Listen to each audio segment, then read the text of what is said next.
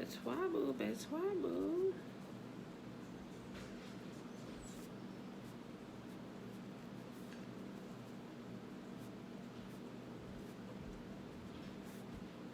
Betwabu, Betwabu, yeah, Betwabu, Trina. Hey, girl, hey. All right, y'all. It is Wednesday, May the 6th, 2020, day 139 of reading through the book of the law and the prophets. We're reading Nehemiah 7, 8, and 9. Guys, the reading is just a little bit long. Okay, cool. It's a little bit long, and 7 has quite a bit of genealogy, and it ain't that long.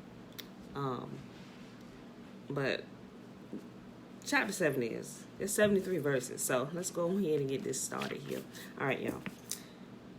Nehemiah chapter 7. Now it came to pass when the wall was built, and I had set up the doors, and the porters, and the singers, and the Levites were appointed, that I gave my brother Hananiah, the ruler of the palace, charge over Jerusalem, for he was a faithful man, and feared Yahuwah above many. And I said unto them, let not the gates of Jerusalem be opened until the sun be hot, and when they stand by, let them shut the doors and bar them, and appoint watches of the inhabitants of Jerusalem, every one in his watch, and every one to be over against his house. Now the city was large and great, but the people were few therein, and the houses were not built. And Yahuwah put into my heart to gather together the nobles and the rulers and the people, that they might be reckoned by genealogy. And I found a register of the genealogy of them which came up at the first, and found written therein, these are the children of the province that went up out of the captivity of those that had been carried away, whom Nebuchadnezzar, the king of Babylon, had carried away, and came again to Jerusalem and Judah, every one unto his city. Who came with Zerubbabel, Jehusha, Nehemiah, Azariah, Ramiah, Nahamani, Mordecai, Bilshan, Mispereth, Bigvai, Nahum, Bena.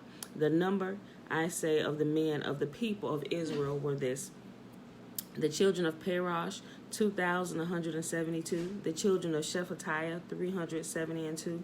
The children of Arah, 652. The children of Pahath Moab. The children of Jeshua and Joab, 2,818. The children of Elam, 1,254. The children of Zatu, 845. The children of Zakai, 703 score. Remember, y'all, a score is 20. So if you hear 3 score, that's 60. 20, 40, 60. Okay. The children of Benuai, 648. The children of Babai, 628. The children of Asgad, 2,322. The children of Adokam, 603 score and 7. The children of Bigvai, 2,003 score and 7. The children of Aden, 655. The children of Ater, Hezekiah. The children of Ater of Hezekiah, 90 and 8. The children of Hashem, 320 and 8. The children of Bezai, 320 and 4. The children of Hariph, 112. The children of Gibeon, 90 and 5. The men of Bethlehem and Netophah, 104 score and 8.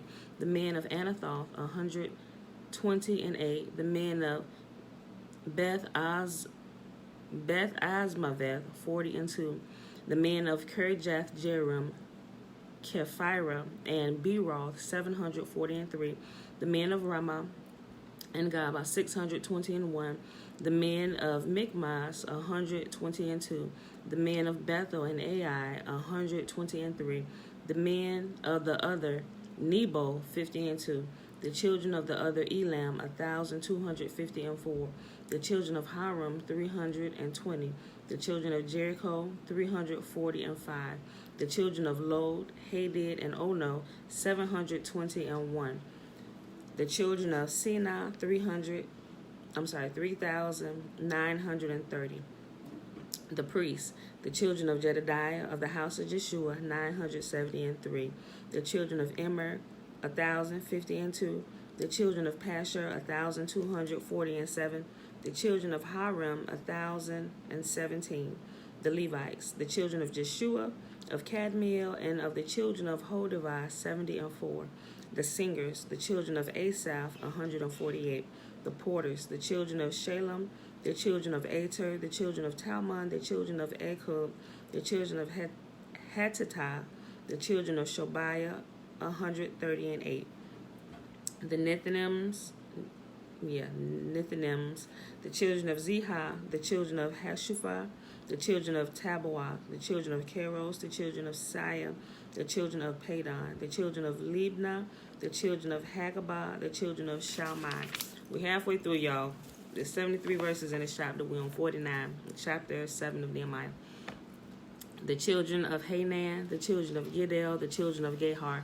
And if you didn't realize, I said it, well, when it started off, I told you, but this time when they came back to Jerusalem from this particular captivity, this is the genealogy of all those that came back from that captivity who are back in the land now. So there's a register, and if you think about it, y'all, even those that went out, there were registers. Like if you look at the transatlantic slave trade, you can actually Google and pull up some of these lists of the registers, of the names of the people who were taken, men and women, their ages, and it actually also had the weights, how much they weighed as well. The children of and it actually had where they took them from, the province where they took them from. So it's essentially the same thing. So we'll read it all through here. Verse 50. The children of Reiah, the children of Rezin, the children of Nekodah, the children of Gazam, the children of Uzzah, the children of Phasiah, the children of Besai, the children of Minnam, the children of Nephish Esam, the children of Bakuk, the children of Hakupha, the children of Harher, the children of Bazlith, the children of Mehida, the children of Harsha, the children of Barkos, the children of Sisera, the children of Tamar, the children of Neziah, the children of Hatipha, the children of Solomon's servants, the children of Sotiah, the children of Saphireth, the children of Perida, the children of Jala, the children of Darkon, the children of Giddel, the children of Shephatiah, the children of Hatil, the children of Pachireth of Zebaim, the children of Ammon. All the Nethinims and the children of Solomon's servants were 392. And these were they which went up also from Tel Milah, Tel Haresha, Cherub, Adam, and Immer, but they could not show their father's house, nor their seed, whether they are of Israel. And this is like the second time, I want to say the second time that we read this particular thing about these particular people, that they didn't know exactly if they were of the children of Israel or not. The children of Deliah, the children of Tobiah, the children of Nekodah, 6. Sound like somebody jumped off the top bunk. The children of Deliah, the children of Tobiah, the children of Nekodah, 642. And of the priests, the children of Habiah, the children of Koz, the children of Barzillai, which took one of the daughters of Barzillai, the Gileadite, to wife, and she was called after their name. These sought their register among those that were reckoned by genealogy, but it was not found. Therefore were they as polluted, put from the priesthood, meaning they couldn't serve in the house of Yah. And the Tershathah said unto them, said unto them that they should not eat of the most holy things, till there stood up a priest with the Urim and a Thummim. The whole congregation together was 40 and 2,303 score. Isaiah, turn it down. Besides their manservants and their maidservants, of whom there were 7,337, and they had 245 singing men and singing women.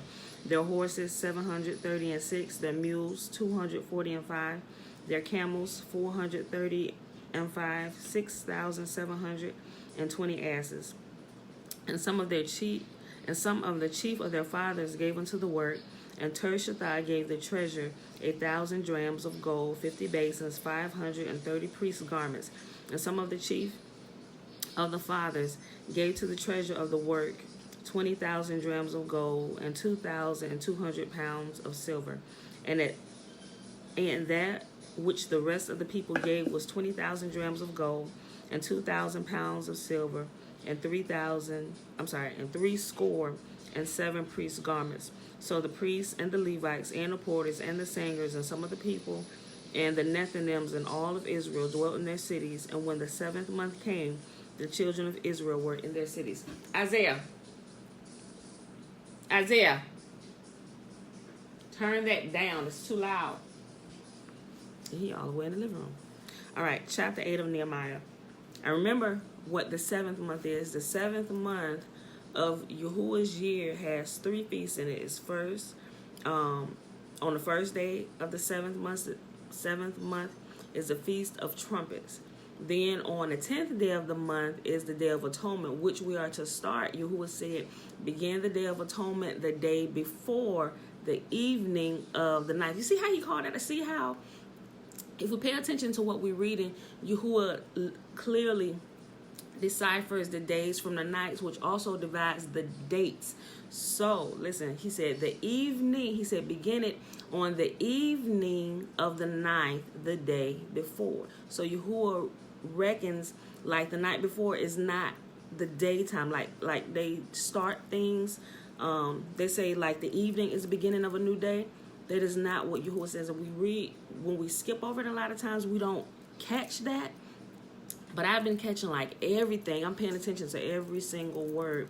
And it pops out at me, especially since I'm doing more looking into the calendar and making sure we're on right track and that I'm verifying everything that we've been taught, even from the Jewish people. They don't have everything wrong. They don't. They really don't. But some things are off, And it's like they're like lighting up off the page. I'm like, oh, snap. Yahuwah said, celebrate the Day of Atonement, which is the 10th day of the 7th month. He said, but begin celebrating it the night before the evening of the 9th day. So the evening before is considered the day before, not the beginning of the 10th day. He said the evening before is the evening of the previous day, the evening of the 9th day. Yep, and that stood out to me. I'm like, it was like ding, ding, ding, ding, ding, ding. Like, and he didn't only say that for that. He also did the same thing with Passover. He also said, he literally almost said it the same way. Begin to celebrate like Passover. You celebrate it on the 14th day. You celebrate Passover on the 14th day of the first month. And listen, also, Feast of Unleavened Bread begins the very next day, which is the 15th day of the first month. But he said Passover on the 14th day, he said you are to eat all of the Passover before midnight that night, before you go into the next day. The next day when the sunlight, because the next day with the sunlight begins the 10th day of the month, which is and it's very specific, and I didn't realize that until I realized. I'm like, oh my gosh, it's been here in front of my face all this time, and it keeps verifying it. So something is wrong when we read Genesis, or we've been listening. Interestingly, it's the only feast that includes the word day. It's the only feast that includes the word day. The day of... Oh, you talking about the day of... The actual name of the feast, the Day of Atonement. Yeah. Well, yeah, you can say that technically, but it's atonement, So, atonement was the one day in a year where Yahuwah said, okay, all the people gathered, and this the one day out the year, he said all the sins and everything that's been committed throughout the year, fresh start on this day. Go ahead and repent for everything, So, but yeah, I don't want to get too far off, y'all, because it's still a lot to read in these last 2 chapters. Okay, so Nehemiah chapter 8. But I just wanted to point that out. I said it before when we were actually going through it, but it's, I just wanted to point it out again. Nehemiah chapter 8. And all the people gathered themselves together as one man into the street that was before the water gate, and they spake unto Ezra the scribe to bring the book of the law of Moses. And mind you, all of this, when they were reading from the Torah, you call it the Torah or the Book of the Law or the Book of Moses, Betwabu, Nikki Betwabu. They call it a lot of different things, but it's essentially the same thing. It's all the commandments, and a lot of time we think the whole Bible is the no, it's a certain portion of it that's considered the law. This is what Yah gave, and this is what everybody through all the other stories, that's what they were referring to. Not the whole thing, even in the New Testament. When even the people in the New Testament, they didn't have the New Testament, so everybody was still referring to this one particular book, which they say is Genesis through Deuteronomy.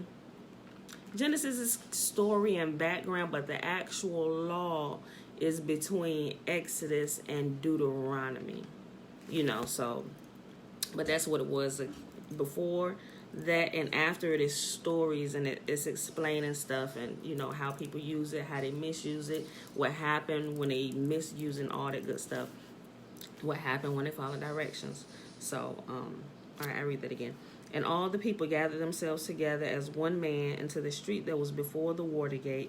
And they spake unto Ezra the scribe to bring the book of the law of Moses, which Yahuwah had commanded to Israel. And Ezra the priest brought the law before the congregation, both of men and women, and all that could hear with understanding upon the first day of the 7th month. And he read therein before the street that was before the water gate from the morning until midday, before the men and the women and those that could understand, and the ears of all the people were attentive unto the book of the law. They stood out there doing the feast, and that's what they did. They read it, because remember, they didn't have copies like we got, like 15, 20 copies of the Bible and scriptures, all different kind of versions and translations in our house today. But they gathered together, and it was the priest that read it to them. So, like, if you weren't a priest, you didn't really have access to it to where you can just, just go pick it up any given time. They had to wait. Now, if they were smart, I would have been listening, and I would have been writing, taking notes, so that, when it's not being written. That's just me. I don't know. I'm a reader. I just kind of like to take information and keep it and go back and check it just to make sure I'm on track. But that's what they did. They gathered together during these feasts, and they just began to read it so that all the people could hear it. It said the men, the women, the children, everybody that could understand, everybody amongst them, they would gather together. And from the beginning of the day until like the afternoon, and they would eat and stuff, all that, but they would sit and they would listen to it and get it inside of them. And if something needed to be explained, the priest would explain it a little bit. Okay. And Ezra the priest brought the law before the congregation, both of men and women, and all that could hear with understanding, upon the first day of the 7th month, which is the Feast of Trumpets. And he read therein before the street that was before the water gate, from the morning until midday, before the men and the women. Did I just... No. The next verse says almost the same thing. I thought I was reading in circles. And those that could understand, the ears of all the people that were attentive unto the book of the law. And Ezra the scribe stood upon a pulpit of wood, which they had made for the purpose. And beside him stood Mattathiah and Shema and Ananiah and Urijah and Hilkiah and Messiah on his right hand, and on his left hand Pedaiah, Mishael, Malachiah, and Hashem and Hashbadna and Zechariah and Meshullam. And Ezra opened the book in the sight of all the people, for he was above all the people. Remember, he was standing on the podium. And when he opened it, all the people stood up. And Ezra blessed Yahuwah, the great God. And all the people answered, Amen, Amen, with lifting up their hands. And they bowed their heads and worshipped Yahuwah with their faces to the ground. And Jeshua and Benai and Sherebiah and Jamin, Akub, Shabbathai, Hadijah, Messiah, Kalita, Azariah, Josabad, Hanan, Peliah, and the Levites caused the people to understand the law, and the people stood in their place. So they read in the book in the law of Yahuwah distinctly, and gave the sense, and caused them to understand the reading. And Nehemiah, which is the Tershatha. Oh, I just thought about, you know what? We read that earlier. It said the Tershatha. I need to find out what that is. It said Nehemiah was the Tershatha. Okay, because I was like, who is the Tershatha? Okay, and Nehemiah I'm going to get y'all a definition of that. If y'all know, go ahead and drop it in the comment section. Nehemiah, which is the Tershatha, and Ezra the priest, the scribe, and the Levites that taught the people, said unto all the people, this day is holy unto Yahuwah our God. Mourn not, nor weep, for all the people wept when they heard the words of the law. Remember we talked about the other day, they started weeping when it was hearing, and he said, listen, this is a joyous occasion. We need to wait to do that. He said, be joyous, because this is what he commanded. So once this feast is over, if you want to continue to weep and repent for your sins, then you go do that. Then he said, but we're going to follow this word for word. Like he said, if he told us to be joyous doing this thing, we all going to be joyous. So wipe them tears away. You can fast a little bit later. Get about a week. And you can go back to doing if you need to repent. But doing this, we're going to do what this says do. And Nehemiah, I'm reading it again. And Nehemiah, which is the Tershatha, and Ezra the priest, the scribe, and the Levites that taught the people, said unto all the people, this day is holy unto Yahuwah your God. Mourn not, nor weep. For all the people wept when they heard the words of the law. Then he said unto them, go your way, eat the fat, and drink the sweet. Send the portions unto them, for whom nothing is prepared. For this day is holy unto Yahuwah. Neither be ye sorry, for the joy of Yahuwah is your strength. Let me just point something out here. When it says, go your way, eat the fat. What he's talking about here, he's not telling him to eat the fat like of the meat, because we know that was forbidden. Yahuwah said, do not eat the fat. But what he's talking about, eat the fat of the land, of your produce, of your harvest. Go eat that, not the actual fat that Yahuwah forbade us to eat. I think that was a poor translation right here of this, because that immediately stood out to me a while ago. I was like, wait a minute, we ain't supposed to eat the fat. But if you actually go back and look, he's not saying eat the fat, the portion that Yahuwah told us not to, because that would be sinning. And this is Nehemiah, and he would not have told them that. But he's saying, go eat of the abundance that Yahuwah has given unto us, and of the crops, and and send portions unto them for whom nothing is prepared. For this day is holy unto Yahuwah. Neither be ye sorry, for the joy of Yahuwah is your strength. Verse 11. So the Levites stilled all the people, saying, hold your peace, for the day is holy. Neither be ye grieved. And all the people went their way to eat and to drink and to send portions and to make great mirth, because they had understood the words that were declared unto them. And on the second day were gathered together the chief of the fathers of all the people, the priests and the Levites, unto Ezra the scribe, even to understand the words of the law. And they found written in the law, which Yahuwah had commanded by Moses, that the children of Israel should dwell in booths in the feast of the 7th month, which is also called the Feast of Booths, or the feast, like a telephone booth, the Feast of Booths, or the Feast of Tents, or the Feast of Tabernacles. And you have the Jewish people call it Sukkot, or they dwell in tents or booths, or sukkahs. That's what they're talking about. That's this particular feast, which is in the 7th month. And they that should publish, I read it again, verse 14 of chapter 8 of Nehemiah. And they found written in the book of the law which Yahuwah had commanded by Moses, that the children of Israel should dwell in booths in the feast of the 7th month, and that they should publish and proclaim in all their cities and in Jerusalem, saying, go forth into the mount and fetch olive branches and pine branches and myrtle branches and palm branches and branches of thick trees to make booths, as it is written. So the people went forth and bought them and made themselves booths, every one upon the roof of his house, and in their courts, and in the courts of the house of Yahuwah, and in the street of the water gate, and in the street of the gate of Ephraim. And all the congregation of them that were come again out of the captivity made booths, and sat under the booths. For since the days of Jeshua the son of Nun unto that day had not the children of Israel done so, and there was very great gladness. Also, day by day, from the first day unto the last day, he read in the book of the law of Yahuwah. And they kept the feast 7 days, and on the 8th day was a solemn assembly according unto the manner. So every single day, people were sitting, they were eating, they were rejoicing, and they were listening to the words that Yahuwah spoke unto Moses to command the people. All right, y'all, last chapter for today, Nehemiah chapter 9. Now, in the 24th day of this month, the children of Israel were assembled with fasting and with sackcloths and earth upon them. And the seed of Israel separated themselves from all strangers, and stood and confessed their sins and the iniquities of their fathers. And they stood up in their place and read in the book of the law of Yahuwah their God 1/4 of the day, and another fourth part they confessed and worshiped Yahuwah their God. Then stood up upon the stairs of the Levites Jeshua, Benaiah, Kadmiel, Shebaniah, Buni, Sherebiah, Bani, and Chenani, and cried with a loud voice unto Yahuwah their God. Then the Levites, Jeshua and Kadmiel, Bani, Hashbaniah, Sherebiah, Hodijah, Shebaniah, and Pethhiah said, Stand up and bless Yahuwah your God forever and ever, and blessed be thy glorious name, which is exalted above all blessing and praise. Thou, even thou, art Yahuwah alone. Thou hast made heaven, the heaven of heavens, with all their hosts, the earth and all things that are therein, the seas and all that is therein, and thou preserved them all, and the host of heaven worship thee.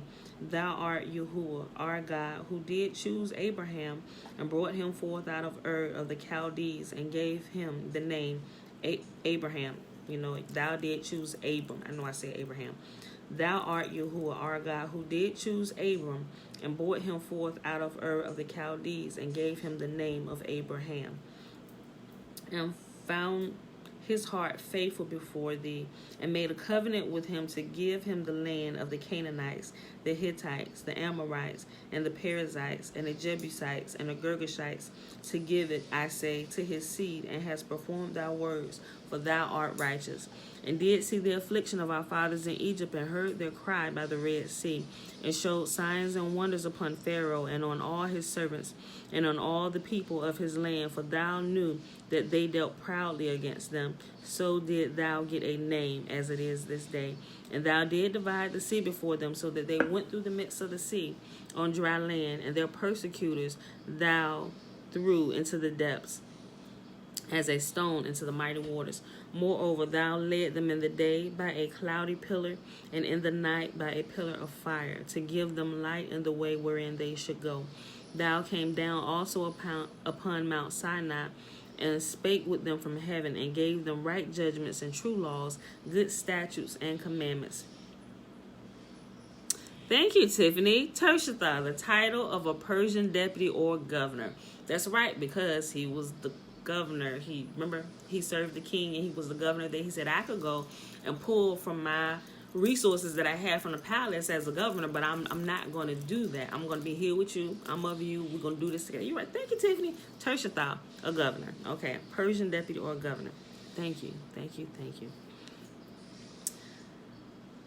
And gave them bread from heaven for their hunger, and brought forth water for them out of the rock for their thirst, and promised them that they should go on in to possess the land which thou hast sworn to give them.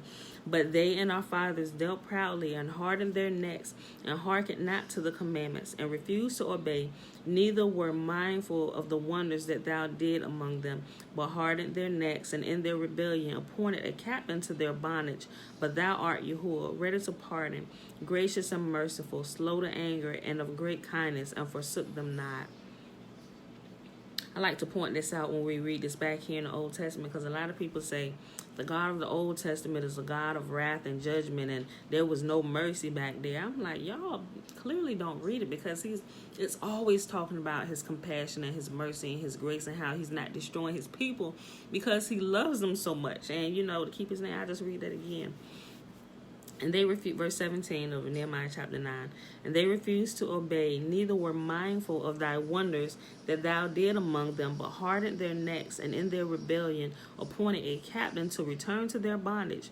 But thou art Yahuwah, ready to pardon, gracious and merciful, slow to anger, and of great kindness, and forsook them not. Yea, when they had made them a molten calf, and said, This is thy God that brought thee up out of Egypt, and had wrought great provocations, yet thou and thy manifold mercies forsook them not in the wilderness. The pillar of the cloud departed not from them by day to lead them in the way, neither the pillar of fire by night to show them the light and the way therein they should go. Thou gave also thy good spirit to instruct them, and withheld not thy manna from their mouth, and gave them water to drink for their thirst. Yea, 40 years did thou sustain them in the wilderness, so that they lacked nothing. Their clothes waxed not old, their feet swelled not. Moreover, thou gave them kingdoms and nations, and did divide them into the corner, so that they possessed the land of Sihon, and the land of the king of Heshbon, and the land of Og, the king of Bashan. Their children also multiplied as the stars of heaven, and brought them into the land concerning which thou had promised to their fathers, and they should go in to possess it. So that the children went in and possessed the land, and thou subdued it before the inhabitants of the land, and the Canaanites, and gave them into their hands with their kings, and the people of the land, that they might do with them as they would.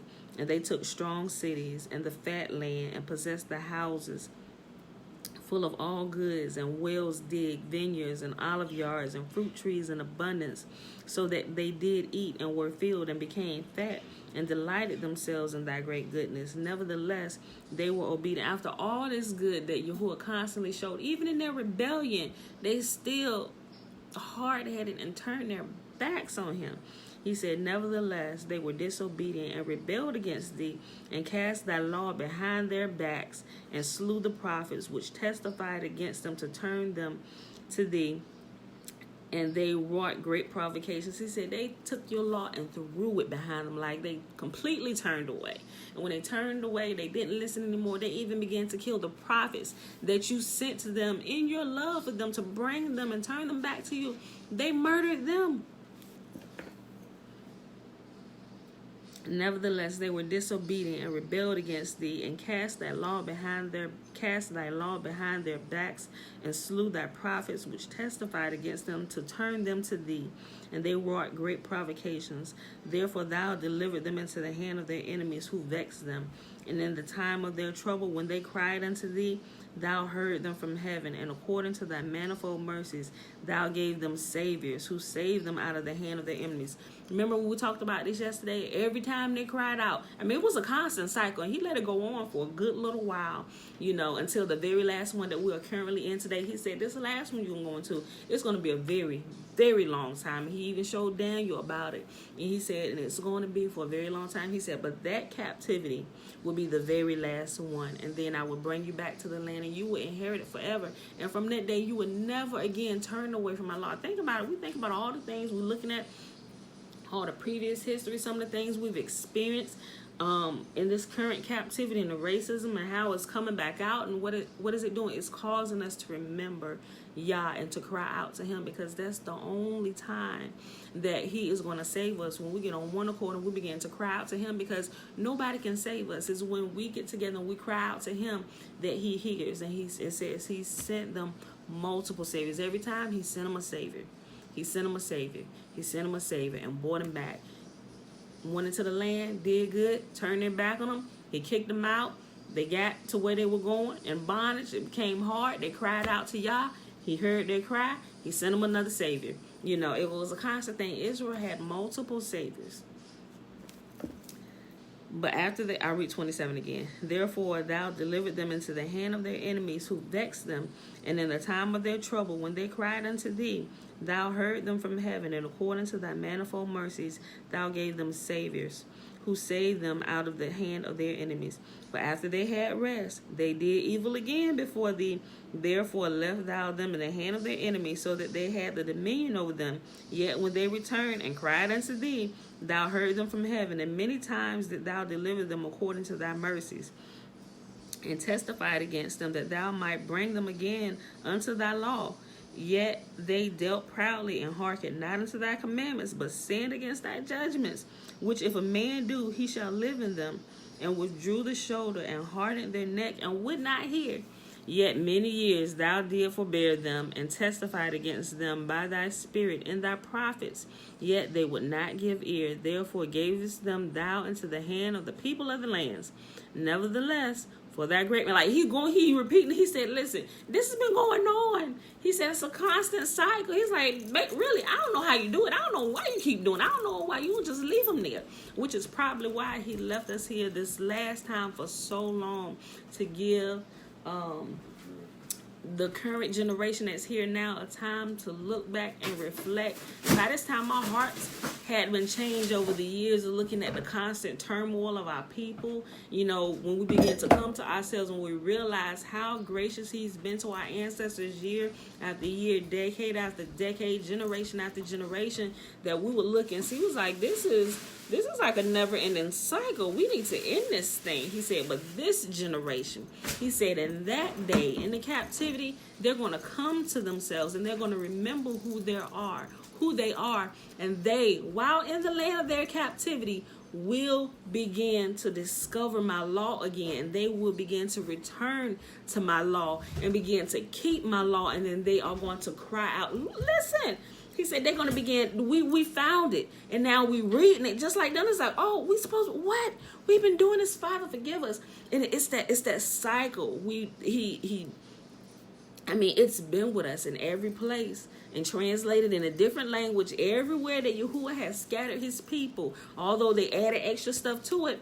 But his law that he's given, he made sure wherever he scattered his people that his law was there. And even though we didn't know, they take it. Think about it.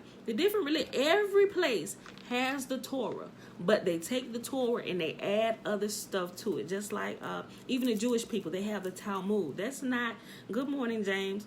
It's not just the Torah. And a lot of times they don't even look at the Torah for real. They just read from the Talmud, but everywhere Yahuwah's people are scattered, no matter what continent, they have the Torah. Even think about the Quran. They speak about the Torah in the Quran, but they don't necessarily read the Torah. A lot of Yahuwah's people were, by threat of death, were converted to Islam. So now they have the Quran. They're reading from the Quran. It speaks about it. Like all of these different books of the religious speak about the Torah, but they don't necessarily go to the Torah to see what it says. The same thing with this. You got the Torah, it's in here, and they actually put these two together. You got the Torah, and then you got the stuff that was added to the Torah.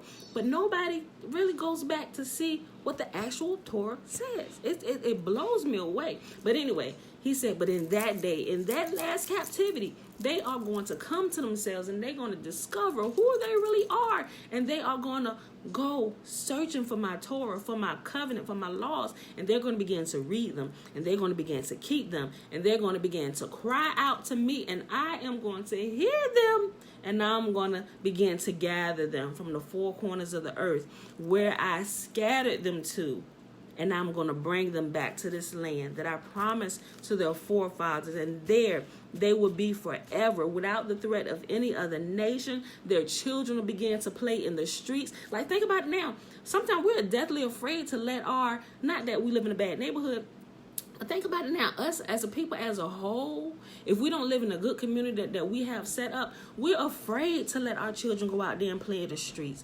Sending our kids off to college and stuff because of all this craziness. He said that would never happen again. He said when I bring them back, no nation would ever make them afraid again. He said they're going to be there and they're going to grow. He said their old men and their old women will sit out there in the streets and they won't be afraid of being taken out of this world early. The elders will give them all of this. Is in here, back here. You read this in Isaiah, and it's in Jeremiah, and it's in Ezekiel, and he tells us this. He said, in that day, my people will be at peace, and nobody will make them afraid. But he also says that even in that day, sometime after that, when he takes us back to the land, they're going to try them shenanigans again. They're going to try to come up against us, and then that is when Armageddon is going to happen. He said, I'm going to draw all of them to my people. He said to plead with them. Okay. He said, and I'm going to plead with the nations who came up against my people. So even the nations, even after this, they're going to have another time to repent and submit to Yah. But because they're not, and they're going to seek, we can't believe we let all these slaves go. We let the slaves of America go. They done went back. No. Everything going to fall apart because the people who built the place is going to be gone. All right, love you too. Y'all be safe. Do you have your face mask? Do you have your face mask? Okay. And they're going to realize we should not have let this people go. Think about it. Even in the first Exodus, after the people had got out, we done let all our labor go. We going to have to build these cities back. Go after them people. You will say, they are not coming back. Even though they got out, they was like, shucks, we was better back off in Egypt. Let's go back. Yahuwah completely severed that bridge. And even when the Egyptians tried to come after them to bring them back, and they saw them coming, he said, close the sea. Boom, all of them. in the sea. Ain't no. When I come get them, I'm coming to get them, and they're not coming back. So that was the first Exodus. He said, but this next one, when he brings us out, we're never going to go back. But he is going to deal with the rebels among us, and there are going to be a lot of rebels of Yahuwah's people that are going to die during this time. It's sad, but he said some of our people just hard-headed, and they won't listen. My heart breaks, and I try and tell people, I'm like, listen. You want to be a rebel? Do it at your own cause. But I constantly talk to my family. I'm like, look, you know what to say. I said, you better get it together. Like, I talk to my own house, my children, my husband. I said, don't be a rebel. We be joking sometimes. Like, my husband said, I'm a rebel. I'm like, listen, it's time for all that playing around and stuff. Get it under control. Because it says that Yahuwah is going to weed out the rebels among us. Those that don't, because he's not going to let this time when we go back, he said there will be no rebel in the land. Not one. Only the seed. He said, I'm only planting the seed of righteousness in the land this time. He said, and they're going to begin to reproduce. And the children that come from us, like, the world is not going to end, y'all. It's not going to end. There are going to be multiple generations after us. He said, but in my land, my people will produce righteousness. There's going to be other places around here, whatever, because he even talks about that. Even during the feast, that the other nations, as they begin to worship and realize that he is the King of heaven and all the earth, they're going to begin to come up to Jerusalem and worship him. And they're going to begin observing the feast. That a lot of people say, oh, get out of here with that crap. Okay. You don't want to submit now, but you will submit later if he allow you to live. If you're still here during that time, you will see, if you're paying attention, you can really see how everything is lining up. So, all right, y'all, I done flipped my page. I'm almost done. Hold on. Where was I at, y'all? We was on the last chapter in Nehemiah, chapter 9. Okay. Oh, yeah, he was going through the whole cycles of them going back and forth. I'll just read 29 again. No, I'll read 28. But after they had rest, they did evil again before thee. Therefore left thou them in the hand of their enemies, so that they had the dominion over them. Yet when they returned and cried unto thee, thou heard them from heaven. And many times did thou deliver them according to thy mercies, and testified against them, that thou might bring them again unto thy law. And yet they dealt proudly and hearkened not unto thy commandments, but sinned against thy judgments, which if a man do, he shall live in them, and withdrew the shoulder, and hardened their neck, and would not hear. Yet many years did thou forbear them, and testified against them by thy spirit and thy prophets, yet they would not give ear. Therefore gavest them thou into the hand of the people of the lands. Nevertheless, for thy great mercy's sake did thou not utterly consume them, nor forsake them, for thou art a gracious and merciful God. Now therefore, our God, the great, the mighty, and the terrible God, who keeps covenant and mercy, let not all the trouble seem little before thee, that thou come upon us, on our kings, on our princes, and on our priests, and on our prophets, and on our fathers, and on all thy people, since the time of the kings of Assyria unto this day. Howbeit, thou art just in all that is brought upon us, for thou hast done right, but we have done wickedly. He said, even in all of this, he said, you are still faithful, you are still good, because in all your judgments against us, you were right, and we were wrong. Neither have our kings, our princes, our priests, nor our fathers kept thy law, nor hearken unto thy commandments and thy testimonies, wherewith thou did testify against them. For they have not served thee in their kingdom, and in thy great goodness thou gave them, and in the large and the fat land which thou gave before them, neither turned they away from their wicked works. Behold, we are thy servants this day, and for the land that thou gave unto our fathers to eat the fruit thereof, and the good thereof, behold, we are servants in it, and it yield much increase unto the kings whom thou hast set over us because of our sins. Also they have dominion over our bodies and over our cattle at their pleasure, and we are in great distress. And because of all this, we make a sure covenant and write it, and our princes, Levites, and priests, and seal unto it. And that, my beautiful people, is our reading for today. If you missed it, go back and reread it. It was so good. It was Nehemiah 7, 8, and 9. And we'll actually be finished with Nehemiah in 2 days. We got 10.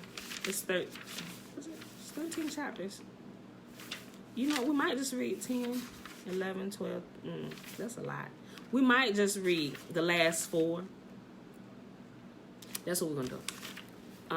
We're going to read the last 4 chapters, not tomorrow. We're going to be off tomorrow, but Friday we're going to read the last 4. And then we're going to start in 3rd Ezra.